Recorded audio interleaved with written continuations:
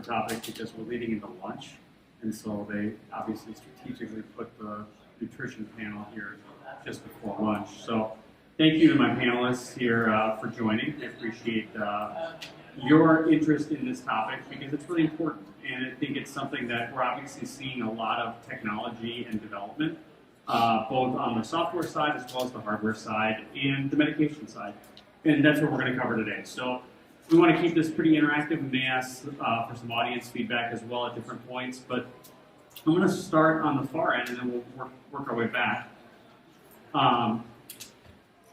Phil, you've been involved in very unique sports like cycling, and now you're expanding into other sports. I want to start with what's changing in the athlete today that enables us to really focus on performance nutrition as a topic. Because this is really something that's developed over the last 20 years. And then I want to come down with the full panel and let everybody really chime in.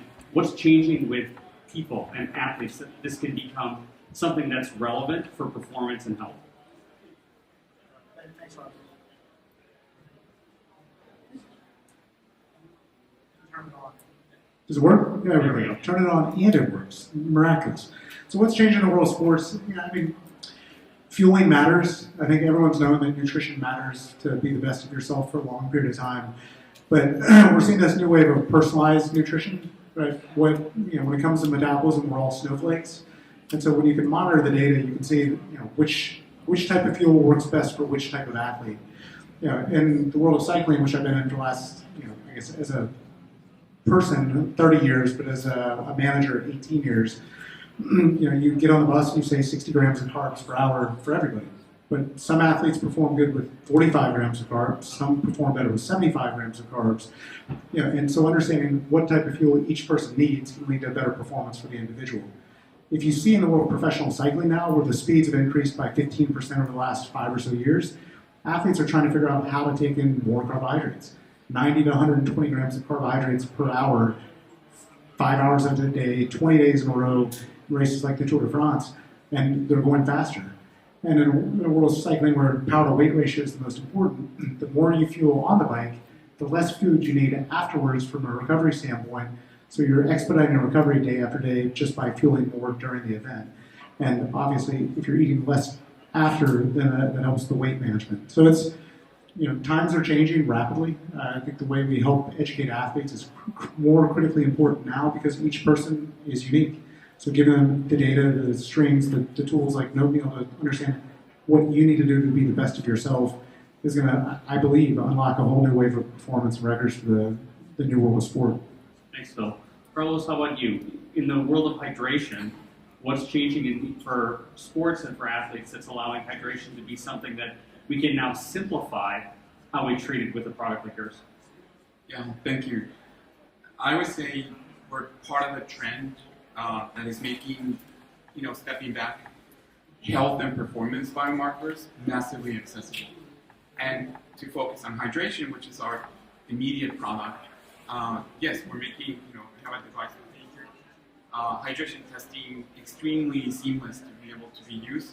No electronics, you just put it in your mouth, get a saliva sample, and just checking what's going on, and you get a quick readout of whether you're optimally hydrated, or if you're mildly to moderately dehydrated, or if you're in a pretty bad shape and you need to take action. And what's most important is that you can do this before you start doing exercise, before you start sweating, at the risk that if you did started, you would be already dehydrated. So I think that's for us the main message. We're making testing of hydration massively accessible. And beyond that, there are many more biomarkers that we can test from saliva, like concussion screening, and that will be something that we would focus on next. Yeah, Kevin, so you work in golf and you come from the world of baseball.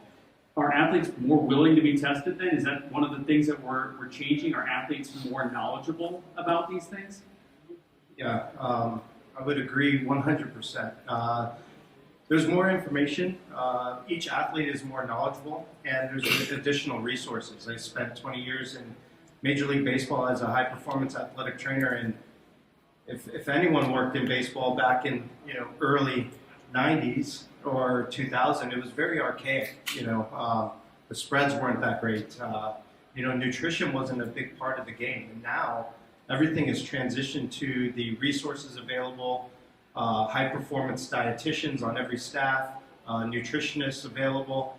There's all these additional resources, and then the average athlete, the minute you become professional, there is a ton of information out there, and they're all very well informed. And so, the days of having a couple beers at the end of the game and going home and doing it all over again the next day doesn't really exist anymore. Nutrition, hydration, the minute that last out is made in the ninth, it starts all over again because they're playing every day. So Yeah, absolutely.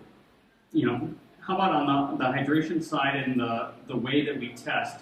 Obviously, Carlos talked about, testing saliva. Urine is still really the gold standard in how we look at hydration. How are you really assessing at a scalable level then that personalized hydration program? So I'm Brian Bender. I'm a co-founder and chief science officer at Intake Health. And so we've built Inflow, and it's a real-time hydration monitor using urine. And that's exactly right. So the idea is that you have to urinate anyway, so why not do that passively from the bathroom? And so to give that real-time feedback. And I think, sort of to the previous point too, this is both education and integrating the athlete in a way that I think is important.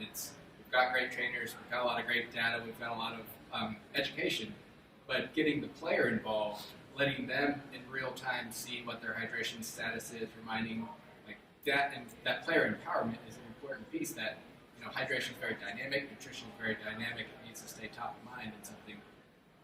Player empowerment is really important. I mean, I think for everybody here, this conference really is about player empowerment at some level. We're trying to give them information. We're trying to empower not just the team, but the individual athlete to make better decisions about themselves. So one of the big topics now is pain. And how do we approach personalized pain management in the evolving athlete? Next. Yeah. Okay, thank you. I'm Jeff Tinas, and I'm the co-founder with my wife and son of Sumo Forte, which means top strength in Latin.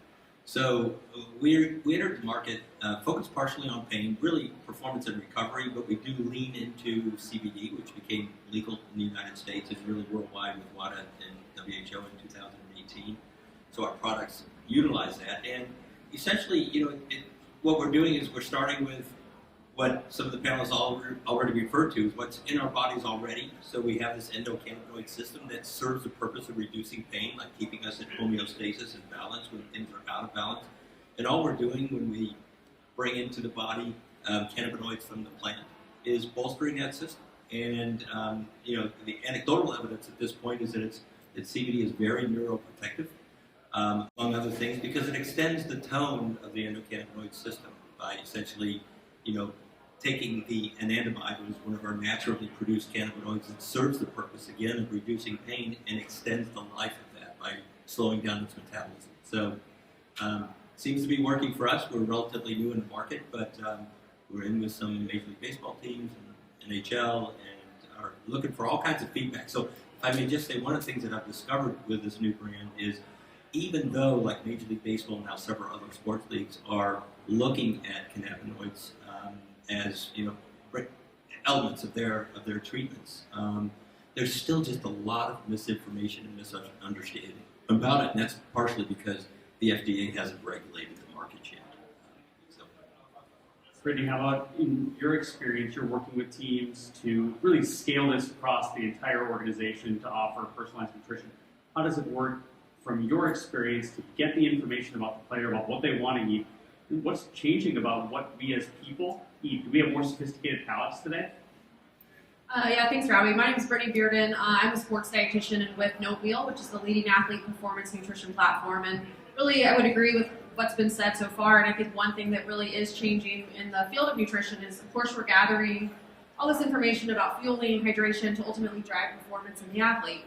I think one thing that's changing is making it very easy for the athlete to fuel properly. Because as the dietitian, we can know the athlete well, we can make recommendations, we can, try to convince them, but making it very easy and actionable for them, I think, is key for that. And what we're seeing a lot is having performance chefs come alongside the dietitian to really actionably provide the meals, the snacks, the hydration day in and day out for the athlete. And so really bringing that full circle of the athlete, the dietitian, and the performance chef full circle, and that's what No Meal does, is to really bring that full circle in a scalable way to make it easy for the athlete to fuel properly and hydrate properly to, again, drive that performance. Yeah, performance chef seems like something that's really changed over the last 10 years, right? Teams didn't have somebody called a performance chef probably 10 years ago. I mean, to be fair, probably a lot of teams didn't have a full-time dietitian or nutritionist. All of you have worked with people like that on teams. What are the characteristics of a really good team dietitian or nutritionist or a really good chef for a team? For the team folks here, what should you be looking for that? Or for the individual athlete, what should you be asking of those people to be able to perform at the peak level to provide access to peak performance for yourself as an athlete?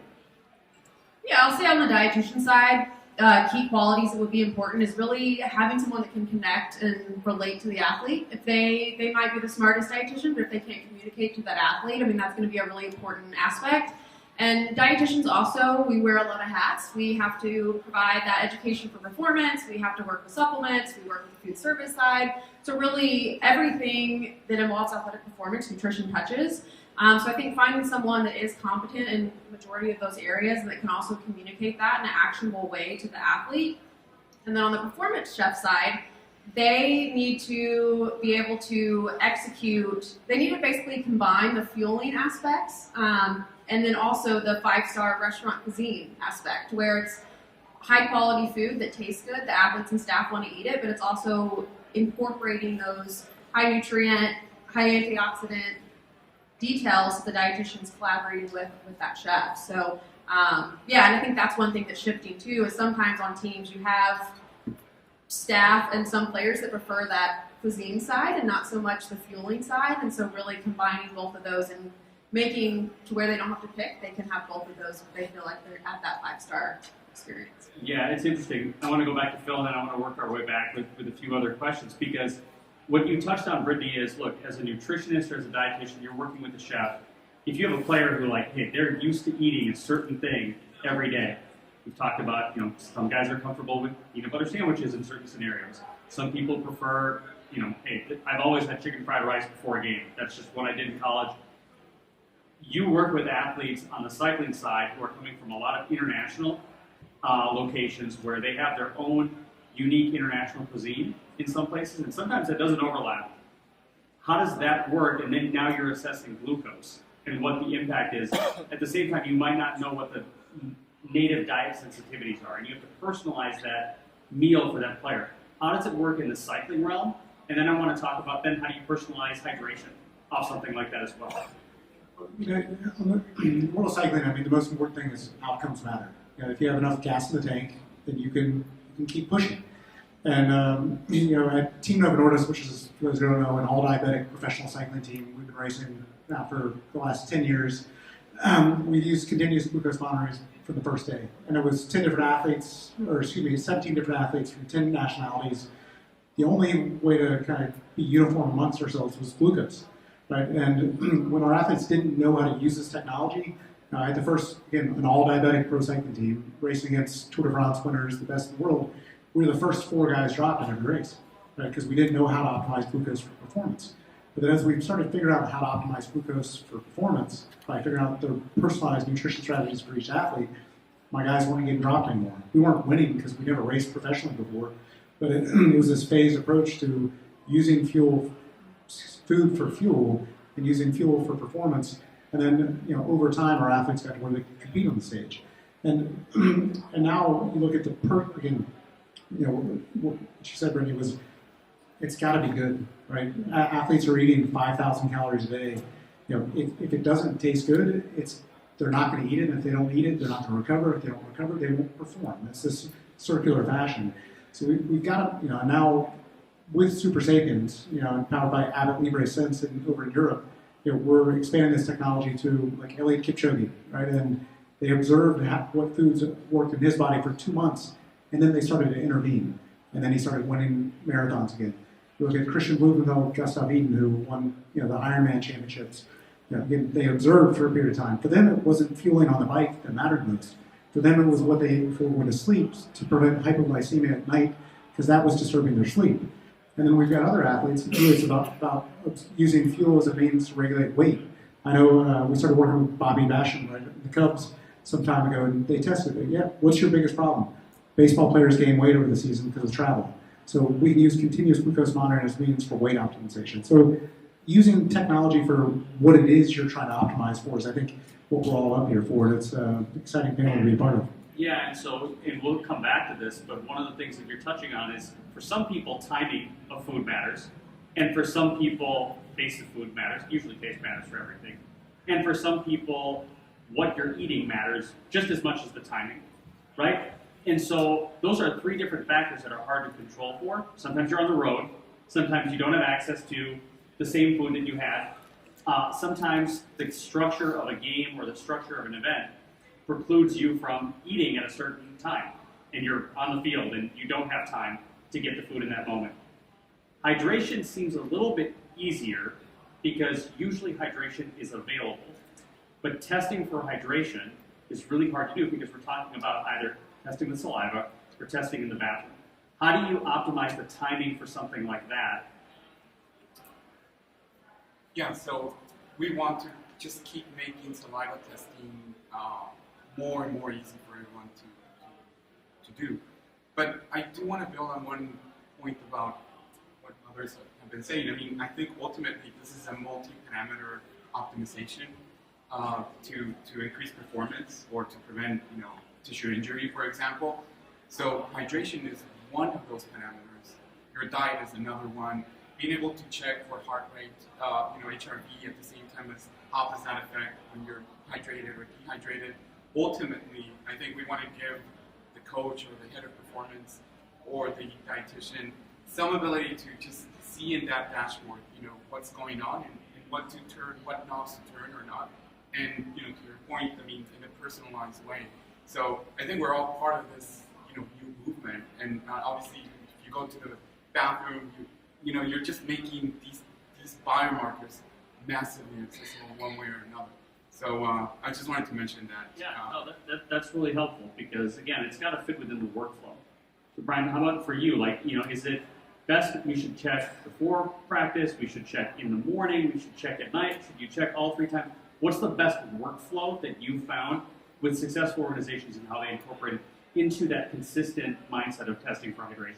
Yeah, I mean, one of the good things about the way we try to implement this is that it is passive, it's easy, and ideally every time you go, it would be, so I mean, at practice, before games, I think it's the easiest way to integrate that into the workflow. It just naturally does that. But to Carl's point, I think what's great is, and hydration is a good example where there are a lot of different testing modalities. There is, in many cases, no ideal gold standard. It kind of depends on the situation. So having this milieu of different tech, collecting data at different timelines, right before, a few hours before, all this helps paint a good picture of what the athlete needs.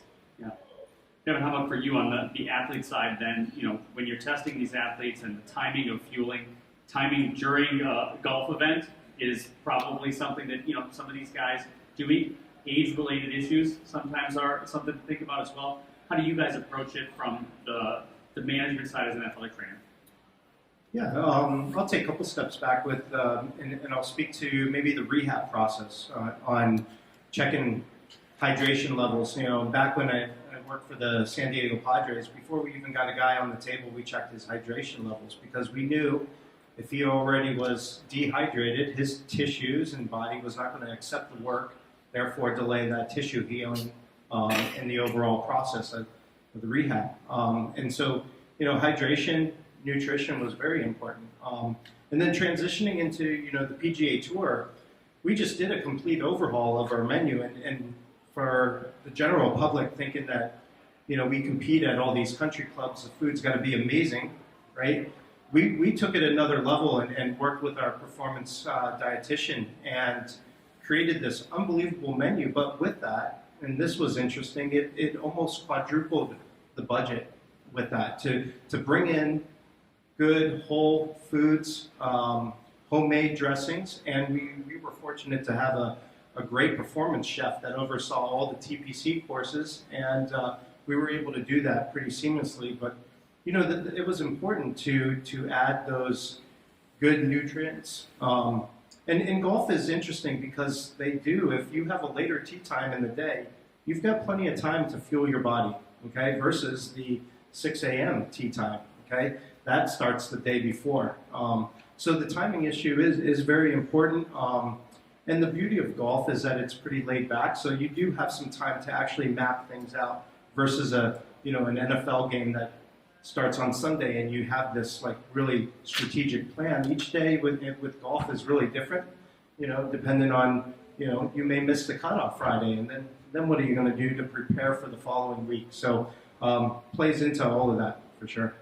Yeah, and Jeff, then, timing for pain management is also something that, just like hydration, there's a cause and effect. Okay, you're dehydrated, you rehydrate. Now, okay, you're treating somebody for pain. How quickly do you see an impact? How do you use that then to optimize performance, injury prevention, et cetera? I'll speak on behalf of some of our advisors who, if they were here, could answer the question better. And Kevin, full disclosure, is one of our advisors, but also Dr. Walter, who's with the U.S. men's ski and soccer teams. What they're finding is that to do what Kevin alluded to do what they need to do to get the healing started, they have to get the inflammation down first. So it's similar to hydration, taking the hydration levels first. And so by using a strong anti-inflammatory that works, gets the inflammation down quicker, these practitioners can get in there and provide their professional services. So really it's about speed and speed in a healthy way. So trying to get away from the NSAIDs and prescription drugs. And I think that's, to tie back to the earlier conversation, that's also what athletes are looking for, is natural solutions, holistic solutions. And, to the extent that you can offer something that's going to get them to where they need to be at a speed they want to get there without using these, prescription drugs or NSAIDs, then you've got a win-win-win for everybody. Brittany, at the team level, we talked about obviously the performance chef, the dietitian, nutritionist. To implement an oatmeal at the highest level, what else does a team need, infrastructure-wise, technology-wise, staff-wise? Yeah, really, we just need a sports dietitian with the team there that's going to be the one managing the platform to utilize that in their recommendations to the athlete. Obviously, everybody's training table, performance chef setup looks a little bit different, so that we work with that organization on what they currently have, what their goals are, what their challenges are, and really utilize an oatmeal as a tool to help provide that education. And obviously, too, on an NBA team, one sports dietitian working with 15 players is very different than one dietitian working across the major league team and all the affiliates. So within each organization, too, there's going to be a ratio challenge potentially to where you can't see every single athlete and provide individualized nutrition guidance and recommendations, and which, to our point, has been nutrition is personalized. It has to be individualized for it to be very specific to the athlete, and that's what athletes want. They want it to be specific to them. They want to see why they need to do it. They want that data-driven recommendations and results, and so it allows you to scale yourself across your athletes to provide that individualization and care. And how much at this point are you guys incorporating, one, the data that you're collecting into analytics and tying it back to performance, which obviously Phil is doing on the CGM side. You're tying it back to your times and your speed, right? Like you're looking at the glucose in certain scenarios and tying that back. How much are you guys doing that at No Meal? Yeah, so No Meal is a part of Teamworks, which is the operating system for sport, and we have a solution for every component of an athlete's life cycle. And so with No Meal specifically in the athletic performance realm, we integrate with our AMS system called SmarterBase, and so we can pull in that athlete No Meal meal event data into SmarterBase and see energy intake over energy expenditure to be more proactive in our energy availability assessments. Because if we get behind in that, and unfortunately that's a common challenge, is athletes don't fuel enough for their training, and if we consistently underfuel, that's where our risk of injury goes up. Our fatigue is going to set in quicker, decrease athletic performance. So we have a lot of negative effects if we're chronically underfueling. And so being more proactive with that, of seeing the nutrition data in relation to the training data, again, is really helping it bring it full circle. And then a theme too of some other panels is just bringing together the performance team. Right? We need to work as a team to provide the best care to the athlete. And so having all of those views, tying that together is the goal. Awesome. So I'm going to give a real-world example. I used this at a panel yesterday. We talked about coffee. Okay. You're using caffeine in some way in cycling. We've got the hydration folks who are looking at it from the perspective of potentially exacerbating dehydration. We've got Kevin who's looking at it from, hey, there's an alertness. You're thinking about it from, well, caffeine doesn't probably impact pain, but it certainly can impact activity level. And you're thinking about, hey, well, where can caffeine sort of impact and where do we fit it into a day? How do you guys approach something like that at the individual athlete level about just what are the benefits of coffee? When should you drink coffee, and how do you optimize coffee intake during the day? We're going to work back, and I want to hear everybody's perspective because this is something that we're all using. I mean, and this isn't facetious. We've run out of coffee a few times outside today. There's a reason we're running out of coffee and not the water. Okay? That's the world we live in. Start with Phil. More coffee is better, right? It's, I start my day with 2 coffees with 2 shots of espressos in each of them. That's when I get going, and then 10 o'clock do it again, and then after lunch do it again. And we have a very deep Italian heritage in the world of cycling, where it's espresso, espresso, espresso, espresso. But with that said, it's learn how the coffee affects you, right? We have a lot of customers who say, well, I drink black coffee and I get a glucose spike in the morning. People think, is that black coffee that did that? Or is that your cortisol release because you're waking up in the morning for the first time and that's causing the stored muscle glycogen to work? I mean, you have to learn what affects you and how. Like, you can tell me that coffee is going to dehydrate me and kill me. I'm not going to stop drinking coffee, right? I like it. But once you can measure things and you can figure out how to optimize, it's great. We're working with the Starbucks innovation team. I talked to them and I said, look, I love your coffee, but the Frappuccinos, they have 1,000 calories apiece. They're the next wave of McDonald's. And I was, after a few weeks of using Super Sapiens, I got to see the value of that, the impact of those foods on glucose. Well, behold, they're aiming to reduce the carbohydrate content in their drinks by 50% over the next couple of years. So you just got to learn what does what to you, and then how it makes you feel, and then you can figure out how to gamify what you eat, when you eat, to ultimately eat and drink the things you want to drink. And for me, again, coffee. Go have some later, enjoy it, but measure it. See what it does to your hydration, see how much water you need to drink afterwards, and then see what it does to your glucose, and see how much you need to eat afterwards or not. But don't give up the things you love. Just understand what they do for you. Carlos and Brian. Yeah, I'm not a nutritionist, so I don't feel that I should say when to drink coffee or not. But I would say regarding both points that water is still there and coffee is not there. From our perspective, is how do we incorporate it into our habits? Just as part of your routine before you do exercise, you just test for hydration. It's a no-brainer. And how can you? Because you want to be at the highest level of performance, and that's what's driving you. So if we can connect hydration to winning a game, to high performance, that's for us the coffee, the caffeine that we want to get into people, into athletes. Yeah, and I'll just add, I think the coffee is a really interesting question, because I think from our perspective, so say our test runs every time you have to eat. Drinking coffee a lot, you're probably going to be doing a lot of tests, and one of the main value drivers of our product is it's giving you that instant alert of what your hydration status is. So is it worse because it makes you dehydrated, or better to constantly encourage you to hydrate? I don't know. I'm the science officer. I kind of want to study it now, but I don't know. So, Robbie? Go for it. So, this question, I was meeting with Major League Baseball nutritionists during their spring training camps in Florida and Arizona, and this question came up all the time. So, the players want to jack up on caffeine. Most of the games are at night. Then they can't sleep at night. It's this vicious cycle that they get on. And how does caffeine interact with CBD? I couldn't answer that question. But I sent an email to one of our advisors, Dr. Grinspoon at Harvard Medical School, and he did. And anyone who wants this one pager that he wrote back then, I'm happy to share it. And basically he said, look, CBD and caffeine are attaching to different receptors in the body, so they're kind of complementary. It's possible that actually CBD can enhance the intended effect of the caffeine, but because of its long half-life, it's essentially going to help them come down to that point of homeostasis and help them sleep better at night, because that's what CBD is doing with the endocannabinoid system, is driving to that point of balance. So that's my layman's interpretation of his scientific one-pager, so if anyone wants to actually read about that, I'm happy to share it. Thanks. Kevin, from your perspective. Yeah.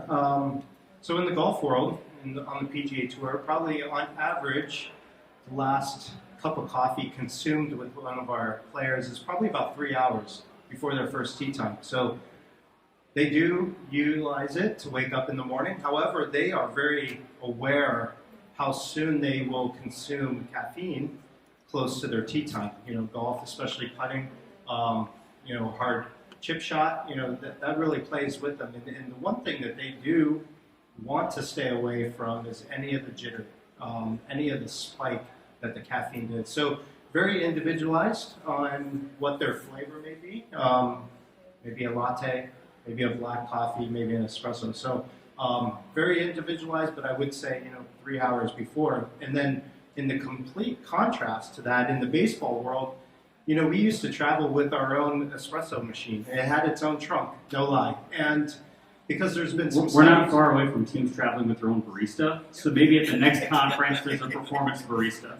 There we go, new jobs. But yeah, and so there was, I believe there was an MBA research study done on the spike of caffeine and how that affects performance. And so baseball being played every day and at night, it was very common for guys to come in a couple shots of espresso before they went out for the anthem. So completely different, and I think it really just plays into the sport. Cycling and some of those endurance sports.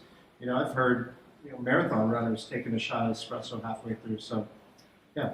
Yeah, before we go to Brittany, I just want to share. So there was a study that kind of elicited this thought process, and they looked at Monday, Wednesday, Friday coffee drinkers, and then on Tuesday, Thursday, Saturday, they didn't drink coffee. And they wanted to understand the cardiovascular benefits of coffee, but also the activity changes that people have on days they drank and days they didn't. So people on average on the Monday, Wednesday, Friday that they drank coffee walked an average of 1,100 steps more. And they slept 36 minutes less than when they didn't have coffee. So is the cardiovascular benefit to coffee if you simply walk more? I would ask, Brittany, to me, a lot of this is that individual level. Like if you're sleep sensitive or you're sleep deprived, you know what? That might not be the coffee day. You might need to have more sleep. But you know what? If you're feeling energized and you've got a big day, coffee may help you get through the day. How do you approach it knowing statistics like that exist? Yeah, I'm in general less worried about caffeine causing dehydration than I am about, I don't want you to, as an athlete, you can't have coffee as your breakfast. That's a stimulant, it's not energy, it's not going to give you fuel. And so I think, educating around that, but then also habitual intake. Everyone's habitual intake is different, to everyone's point here, right? And so that's also going to affect how sensitive you are to it. And again, we have some that everybody responds differently to caffeine. And so working individually with the athlete of how much they generally consume, if they are sensitive to it, and then, it's well documented that caffeine can have performance benefits. However, if you're a habitual consumer, it's not going to really give you that performance benefit as if someone never drank coffee and they had caffeine 60 minutes before the performance. So all that to say, it is going to depend individually on what we're evaluating. And then of course, from the hydration perspective, you can't just, you can drink coffee, but don't just drink coffee. Obviously, do that in addition to all of your other beverages to fuel adequately. So the next interesting study, and I didn't let these guys prepare on these two topics, but I think it's interesting because you're all thoughtful in your own realm, and I think it showcases how your data is relevant to the things that we talk about at the sports level. There's a study that came out, and my wife was really pissed off about this one.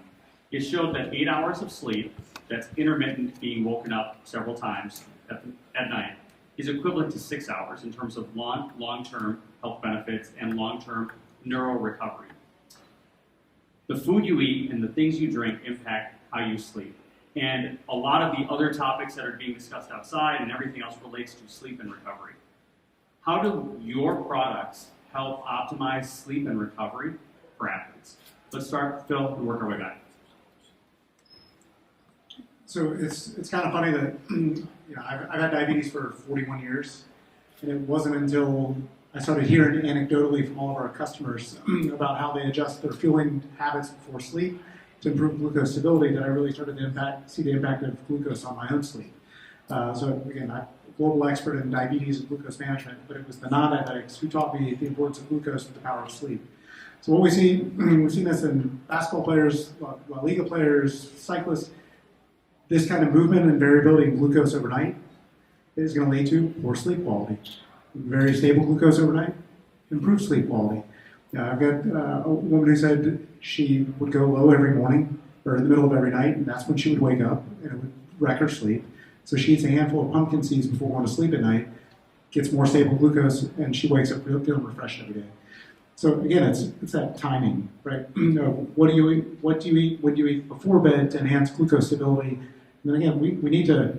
I can't just tell you glucose impacts sleep, but does better glucose impact heart rate variability, which impacts sleep? There's, as you put earlier, Carlos, we're all intertwined together, but we know for a fact now that glucose and sleep are very much correlated. And as in the world of sport, Robbie, what's the most important tool for recovery? It's a good night's sleep. I mean, I might give pumpkin seeds now to my 5-year-old and my wife so they can both sleep better. Carlos, Brian, on the hydration side, how do you guys impact sleep with better hydration? I'll just say that to the extent that that future where every athlete can test for hydration in a very seamless way, whether it's in the bathroom or in a behavior that is doesn't produce a lot of friction because you just put it in your mouth and you see right away the result. It means that you're going to be more likely to be hydrated throughout the day. And when you go to sleep, I would posit, and I have data on this, but I imagine that you're not going to have to wake up in the night because you drank a lot of water just before you went to Just how you drink impacts the hypothalamus and how you respond.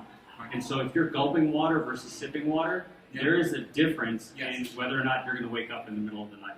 Right. These are little things that help educate an athlete about how best to optimize hydration pre-sleep. Right. So ultimately, just giving that feedback loop to the athlete that is readily available and seamless is what we're all trying to do in the case of hydration. And I'll be pleased. Right. Yeah, no, that's great. And I'll just echo, that challenge of you want to be hydrated. There are some research that suggests that will lead to a better night's sleep, but you don't want to wake up every so often and have to pee. And so I think personalizing that is important. I think, to your point, the education of the best ways to hydrate. And also just to note that is a large period of time where you will not be hydrating. And so considering that before sleep and then when you wake up, how you want to approach hydration in the morning and thinking about your may be very dark, the USG may be very high, but that might not necessarily be representative of what you're going to be that day or even the previous day for a large percentage.